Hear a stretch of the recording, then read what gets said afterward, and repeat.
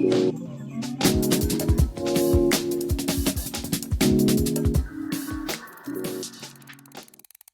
European Agency for Law Enforcement Cooperation, better known as Europol, announced the results of something called Operation Grim. Operation Grim is a task force focused on combating this new trend called violence as a service. This is when someone outsources illegal activities like vandalism, drug trafficking, or even murder. And the ones hired to carry out these tasks are typically young adults, some of them being as young as 14 years old. Over the span of 6 months and across 11 different countries, 193 people have been arrested for violence as a service involvement. Let me break down how this whole new industry works because it's pretty sophisticated. At the very top, you got what they call the instigator.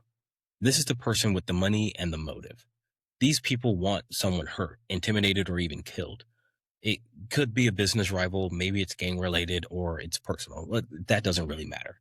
The point is, they don't want to do it themselves. So what they do is reach out to a recruiter. And the recruiter's whole job is to find someone expendable, someone desperate or wanting quick cash, someone not typically on law enforcement's radar. Now let's think about who's typically invisible to law enforcement. Who has no criminal record, no history, nothing that's going to pop out on any kind of background check? The answer is teenagers. Europol dropped a stat that made me pause when I read it. It said minors are now involved in over 70% of organized criminal markets. We're talking about violence, drug trafficking, cyber attacks, fraud, all of it. 70% of all of that involves minors in some form or fashion. But what's different about now is the scale of it and how they're actually doing it. These networks have basically industrialized or corporatized the whole recruitment process. They've turned it into a system with clear roles, clear processes, and a clear escalation path.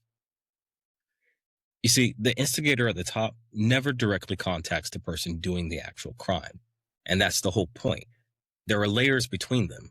The recruiter handles finding people, and sometimes there's a handler who manages the day-to-day and keeps the kids in line and makes sure the job gets done.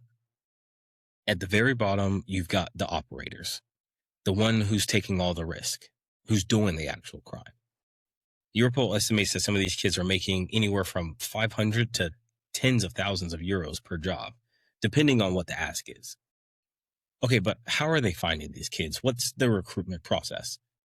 Well, recruiters are everywhere. They're on social media, they're on Discord, they're on all the gaming platforms, and they're even on Telegram and Signal. But they're not just sliding into these kids' DMs and saying, hey, you want to commit a felony for some cash? It's a little more subtle than that. They take their time and integrate themselves in gaming chat rooms and online communities that teenagers hang out in. They slowly gamify the whole thing. They make it feel like you're joining something exclusive and edgy. They make these teenagers feel like they're part of a crew. And we all know how strong the desire to belong is amongst adolescents. Peer pressure is sky high, and everyone just wants to fit in. And this whole process, this whole thing is designed to exploit that feeling. A recruiter might spend weeks or even months in a chat room just hanging out, talking about games, music, whatever.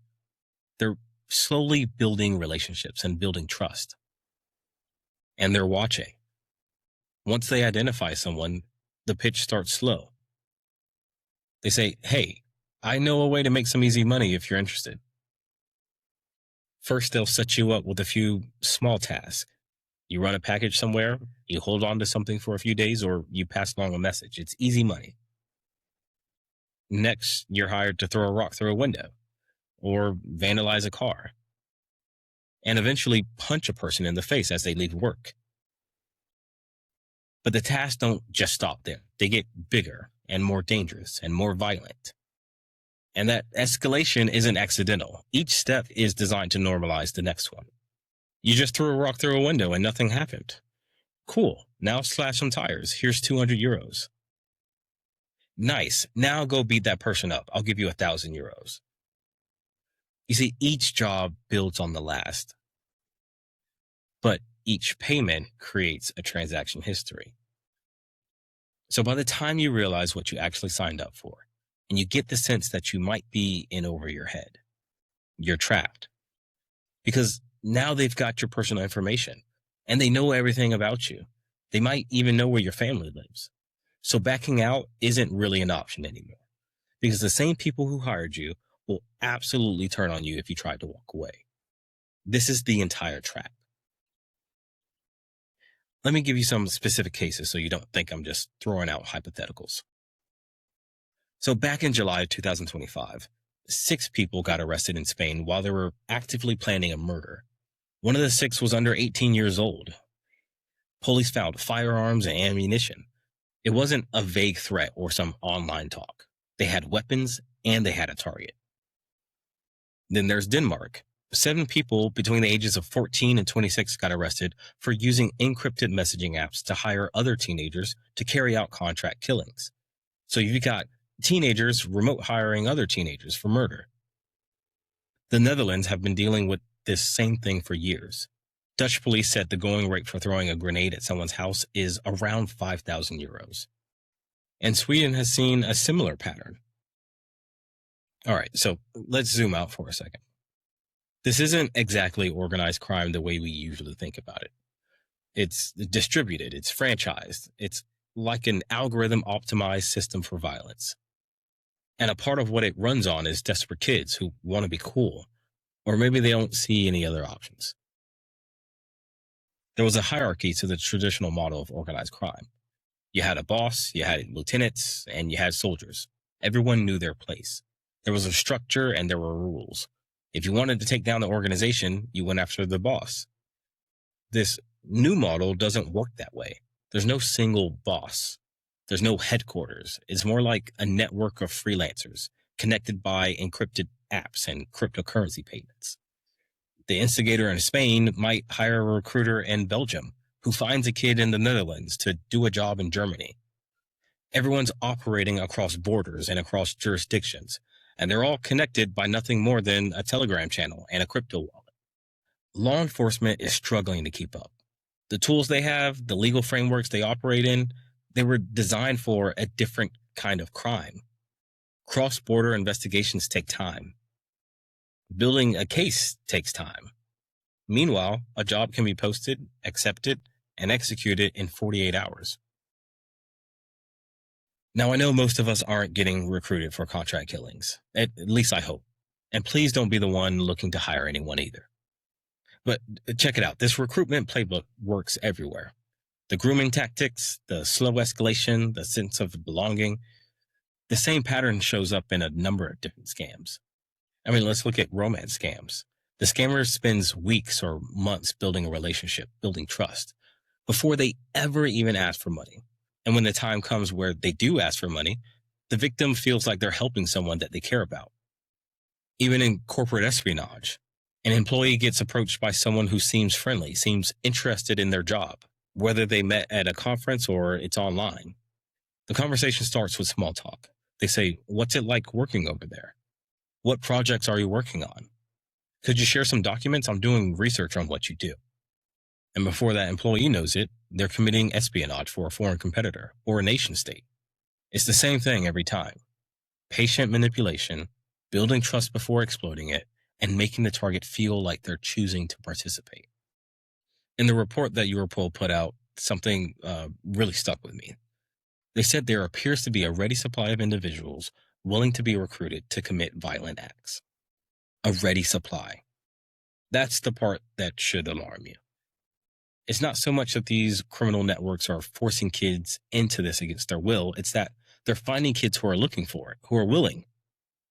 And that raises a harder question. What's creating that supply? What's going on in these kids' lives that makes this offer appealing? I think it's 4 things. One, I think some of it is economic. When legitimate opportunities feel out of reach, illegitimate ones start to look attractive. And 2, I think it's social. Feeling disconnected, feeling like you don't belong, that makes the promise of a crew, a community, really powerful. 3, I think it's cultural. When status comes from money and possessions and looking a certain way, and you can't get those things through normal means, shortcuts become tempting. And 4, I think it's just the reality of being a teenager. Your brain isn't fully developed. Your risk assessment isn't your strong suit. The future feels distant and abstract, and the present feels urgent. You see, these bad guys, they understand all of this. They're not targeting kids at random. They're targeting kids who are vulnerable in specific ways. And they're offering something that fills a need. Belonging, money, status, purpose. These are all basic human needs. And criminals are just meeting them in predatory ways. So what do we do with this information? Well, if you're a parent, I say talk to your kids about who's contacting them. What groups are they a part of online? And it doesn't have to be an interrogation, but just ask in a conversation. The goal is to make sure that they understand how these things work so that they can recognize them and notify you. Because the wolves are definitely on the prowl. So share this with friends or family members that have kids and don't get got.